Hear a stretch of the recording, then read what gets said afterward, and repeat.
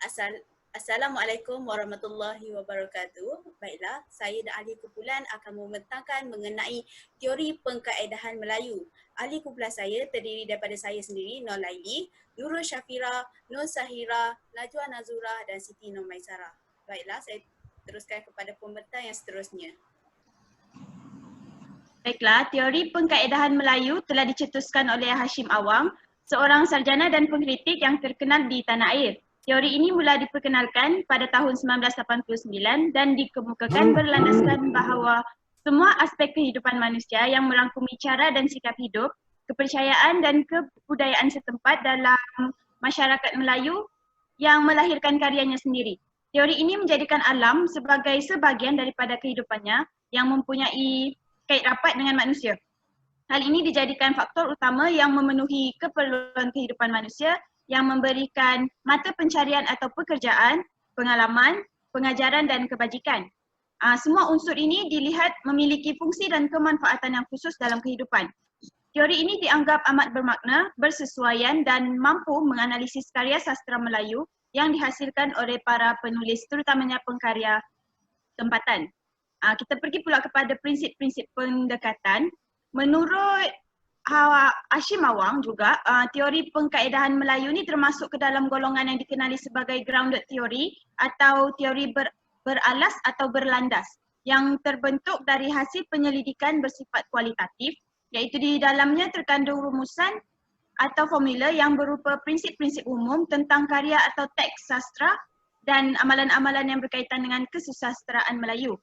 Seterusnya bertolak daripada kenyataan asas bahawa karya penulis Melayu dipengaruhi oleh alam dan berpaksikan agama Islam, maka Hashim Awang telah membina teori pengkaedahan Melayu yang dibahagikan kepada dua pengkaedahan, iaitu pengkaedahan alamiah dan pengkaedahan keagamaan yang fungsinya saling berkaitan antara satu sama lain.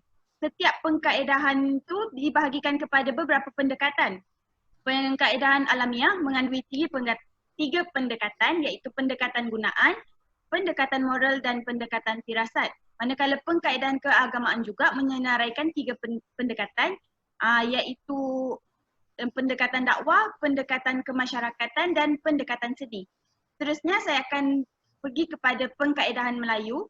Pengkaedahan alamiah, pengkaedahan alamiah adalah berteraskan kepada sikap atau cara hidup masyarakat Melayu itu sendiri, iaitu corak yang menjadikan alam sebagai sebahagian daripada dirinya.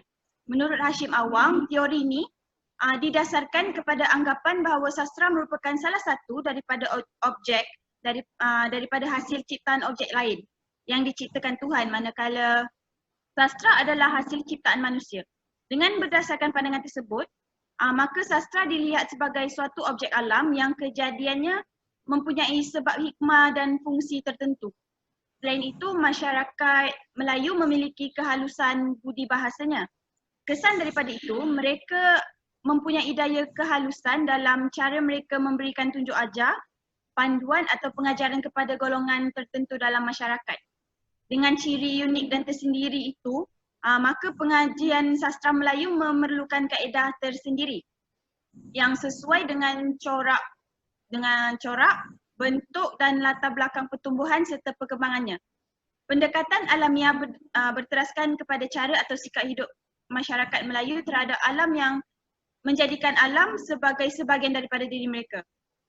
Menurut Hashim Awang juga, alam ni dijadikan faktor utama untuk memberikan mereka pekerjaan, pengalaman, pengajaran dan kebajikan. Dengan tanggapan yang demikian, Hashim Awang ni menjelaskan tiga pendekatan yang tergolong dalam pengkaedahan Melayu ni, iaitu pendekatan gunaan, pendekatan moral dan pendekatan firasat. Dalam konteks ni, Chong Afuk memetik pendapat Sahlan Muhammad Saman yang mengatakan bahawa ketiga-tiga pendekatan ni menyatu ke dalam kelonsong alamiah yang dikelompokkan pada fitrah, ciri, citra, pemikiran, falsafah Melayu yang harus mampu dibezakan dengan non-Melayu. Seterusnya saya serahkan kepada pembentang seterusnya. Okey, baiklah, seterusnya kita beralih kepada pendekatan gunaan. Pendekatan gunaan melihat karya sastra sebagai suatu objek atau benda ciptaan dalam alam yang juga merupakan satu kejadian yang mempunyai sebab, hikmat, fungsi, tujuan, ukuran dan imbangan. Malah karya sastra yang dicipta oleh pengarang dengan keizinan Allah paling utama diteliti dari sudut kegunaan atau kemanfaatan penghasilannya yang dapat diberikan kepada pembaca atau masyarakat, baik dilihat pada tahap extrinsic maupun intrinsic. Dengan kata lain, karya sastra dapat ditanggapi sebagai alat yang boleh memberi guna kepada manusia dan kehidupannya pada kedua-dua peringkat zahir dan batin. Seterusnya, kita beralih kepada pendekatan moral. Pendekatan moral merupakan lanjutan daripada pendekatan gunaan. Pendekatan moral timbul ekoran daripada tanggapan dasar yang dipegang tadi, iaitu sastra di samping dianggap sebagai objek alam juga merupakan suatu kejadian alam yang bersifat pengalaman hidup. Pengalaman tersebut biasanya terdiri daripada dua perkara penting, iaitu tentang peristiwa yang dilalui oleh manusia dan maklumat yang berkaitan dengan manusia serta suasana persekitaran mereka. Pengalaman yang tersingkap adalah pengalaman pengarang yang dirakamkan atau dipaparkan dalam sesuatu karya sastra yang terdiri daripada pemberian mengenai pelbagai ragam atau jenis dan perlakuan serta perbuatan manusia. Tegasnya, dari karya sastra, pembaca bukan sahaja dapat menimba dan memperkayakan pengalaman serta pengetahuan, tapi juga mengambil contoh tauladan atau kias ibarat untuk memperbaiki serta mempertingkatkan kehidupan. Baiklah, seterusnya saya serah kepada pembentang seterusnya. Baiklah, pendekatan yang seterusnya adalah pendekatan firasat. Pendekatan firasat ini merupakan pendekatan yang terakhir di dalam berkaedah Melayu. Menurut Hashim Awang 1994, pendekatan firasat ini sama dengan pendekatan moral, iaitu ditunjangi dengan tanggapan bahawa sastra adalah suatu kejadian alam yang menghasilkan pengalaman hidup. Kejadian tersebut dikaitkan pula dengan mimpi, iaitu kejadian alam yang mempunyai makna yang penemuannya dapat dilakukan menerusi takbir atau tafsiran. Ia juga merupakan satu proses menemukan makna menerusi tafsiran lambang atau alamat tertentu yang wujud di dalamnya. Kejadian ini juga dikaitkan dengan mimpi kerana mimpi adalah suatu pengalaman hidup yang penuh misteri. Bahagian besar daripada masyarakat Melayu menganggap mimpi itu penting dan bermakna dalam kehidupan. Mimpi yang diperoleh semasa tidur berlaku secara bawah sedar, maknanya perlu ditakbir atau ditafsir. Karya sastra juga boleh disifatkan sebagai mimpi, tetapi dilakukan secara sedar bertepatan dengan proses penciptaannya. Sastra juga menyerupai kejadian suatu mimpi. Ia juga merupakan suatu kejadian alam yang mempunyai makna yang penemuannya itu hanya dapat dikerjakan melalui proses takbir atau tafsiran. Kemesteriannya itu terdapat dalam bentuk corak atau teknik penyampaian seperti penggunaan bahasa yang berlapis, pemakaian lambang, penamaan dan pemberian sifat, watak serta penceritaannya yang kompleks. Kemesteriannya itu juga terdapat dalam corak persembahannya. Maksudnya karya sastra itu perlu mengandungi makna di sebalik apa yang berlaku. Ini bererti bahawa sastra itu mengandungi dua lapisan makna, iaitu lapisan tersurat dan tersirat. Makna yang pertama adalah jelas, iaitu tersurat, tapi makna yang kedua memerlukan pemikiran dan keintelektualan untuk memahaminya. Hal yang pertama itu dipenuhi dengan penanda yang terkandung dalam pemaparan pengisahan dan maklumat hasil karya. Daripada lapis tersurat ini akan diperoleh makna itu maknanya yang lebih besar dalam hasil sesebuah karya.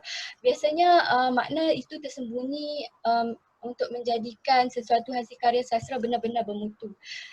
Untuk memahami makna yang tersirat ini, kita memerlukan pentafsiran. Menurut Chong Ah Hock 2008, kerja mentadbir atau mentafsir itu dapat dilakukan melalui pemahaman pada penanda-penanda yang terdapat pada lapis yang tersurat serta proses berfikir dan menaklu secara kritis dan terbuka yang berpandukan kepada akal dan ilmu pengetahuan. Ini bermakna untuk memperoleh makna yang tersirat, karya sastra itu perlu dicari penanda-penanda atau alamat yang terlebih dahulunya. Dan untuk pengkaedahan yang terakhir iaitu pengkaedahan keagamaan, pengkaedahan ini berdasarkan kepada keislaman yang bersendikan agama Islam. Sumber yang paling besar yang menjadi bahan rujukan ialah Al-Quran dan hadis. Pembentukannya pula adalah bersandarkan tujuan untuk menyelahkan sifat-sifat keagungan Allah dengan mempertingkatkan ketakwaan terhadapnya. Dengan ciri-ciri tersebut, Hashim Awang menggariskan 3 pendekatan yang saling berhubung antara satu sama lain, dan ketiga-tiga pendekatan tersebut telah memberikan penekanan kepada 3 nilai utama sastra Islam, iaitu estetika, moral dan keagungan Allah. Pendekatan tersebut dikenali sebagai pendekatan dakwah, pendekatan kemasyarakatan dan pendekatan seni. Saya teruskan dengan pendekatan dakwah. Pendekatan dakwah melihat sastra sebagai wadah untuk mempertingkatkan nilai ketakwaan seseorang insan terhadap Allah Subhanahu Wa Taala. Setiap karya sastra itu dia dianggap menyampaikan persoalan-persoalan dan memaparkan sifat-sifat kemuliaan dan ketinggian kekuasaan Allah.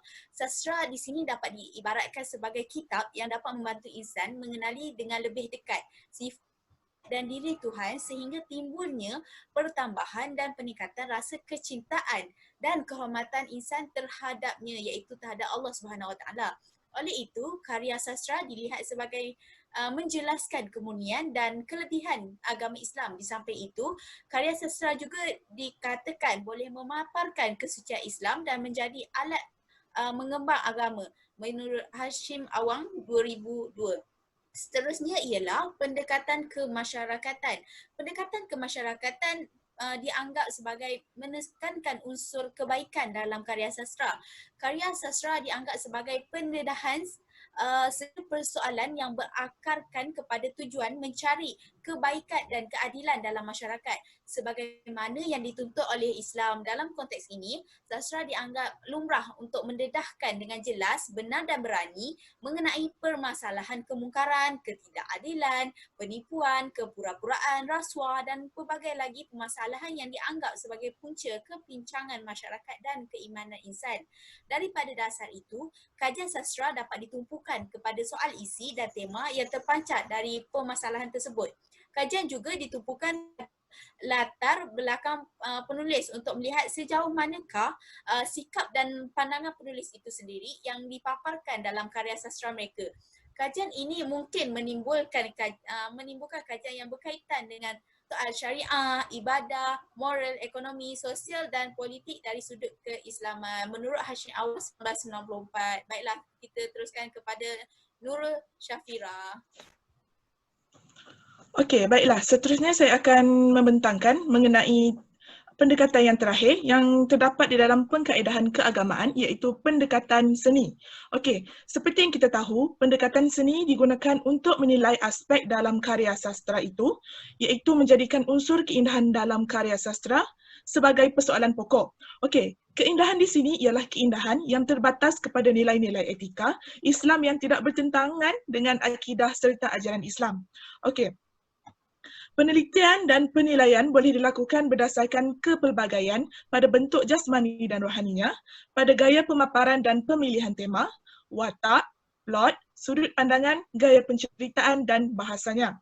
Okey, Hashim Awang menambah bahawa keindahan itu berteraskan tauhid, iaitu alam dalam penelitian sastra ialah menemukan segala-galanya untuk kemudiannya kembali kepada memperkukuhkan tapak asas yang murni, lagi suci, iaitu keimanan, ketakwaan dan kecintaan kepada Allah Subhanahu Wa Taala. Okey, menurut Hashim Awang 1998, keindahan itu adalah berteraskan tauhid. Dalam dalam hal ini, beliau menegaskan bahawa penghasilan dan penulisan sastra juga merupakan suatu amalan yang turut dituntut. Okey. Pembentukan sastra dalam acuan yang ada keteraturan dan keindahan, terutama keindahan yang memiliki nilai-nilai dan hikmah seperti yang terdapat pada keindahan alam semesta ciptaan Allah. Okey. Hashim Awang merumuskan bahawa sastra Melayu yang bersifat tersendiri adalah wajar diteliti daripada kaedah dan pendekatan tersendiri pula. Untuk kedua, pengkaedahan dan pendekatan yang berteraskan sikap hidup, kepercayaan dan keagamaan adalah dianggap paling layak dan berkesan. Yang terakhir, penggunaan pengkaedahan dan pendekatan yang sedemikian sifatnya dikira dapat menyelah dengan lebih benar dan jelas ciri-ciri sastra Melayu di samping dapat pula memperkaya dan memperkukuhkan pengkajiannya. Tegasnya, Hashim Awang 1998 telah memfokuskan teori ini kepada soal kehidupan masyarakat Melayu yang dibina dalam pendekatan alamiah dan pendekatan keagamaan. Seterusnya dapat dikaitkan dalam mengkaji jati diri Melayu. Secara kesimpulannya, jelaslah bahawa teori pengkaedahan Melayu ini mempunyai dua jenis, iaitu pengkaedahan alamiah dan pengkaedahan keagamaan serta mempunyai pecahan-pecahan bentuk pendekatan lain di bawah kedua-dua teori tersebut. Jadi, jelas bahawa teori pengkaedahan Melayu ini sesuai digunakan untuk membuat sesuatu kajian yang berkaitan dengan teori tersebut. Sekian saja daripada kumpulan kami. Terima kasih.